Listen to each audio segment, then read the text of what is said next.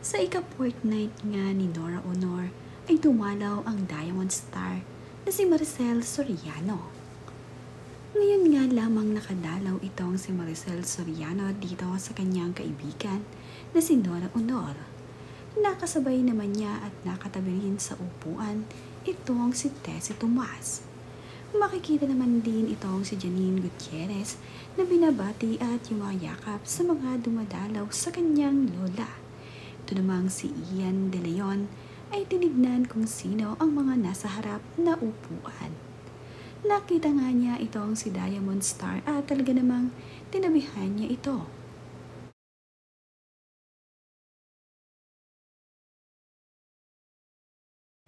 Ito namang si Janine Gutierrez ay binati itong si Diamond Star na nakaupo sa tabi ng kanyang mami at ng kanyang tito Ian.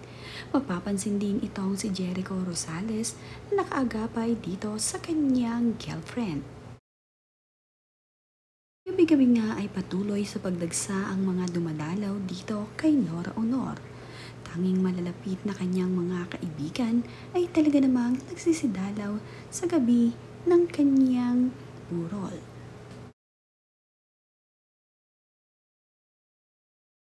Sobrang dami nga ng mga bumisita ngayong ika-4 na gabi ni Nora Honor.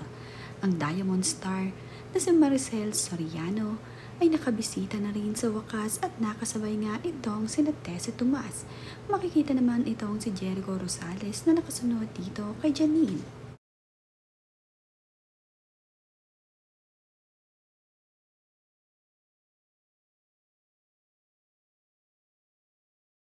Marami ngang nakasabay na mga kapwa niya artista itong si Tessie Tomas. Kaya naman, sila ang magkakasama dito at nagkukwentuhan.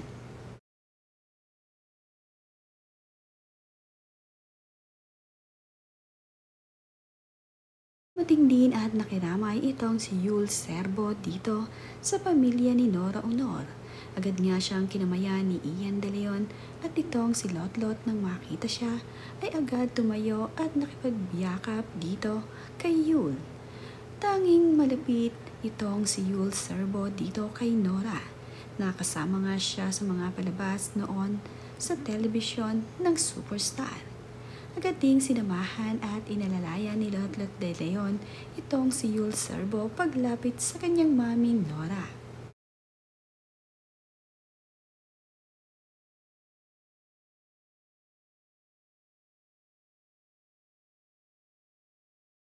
Ngayong gabi nga ang ika-4 na araw ng week ni Nora Honor. Kaya naman, marami pa ang mga humahabol na dumalaw dito. Bukas nga magaganap ang last night ng week ni Nora.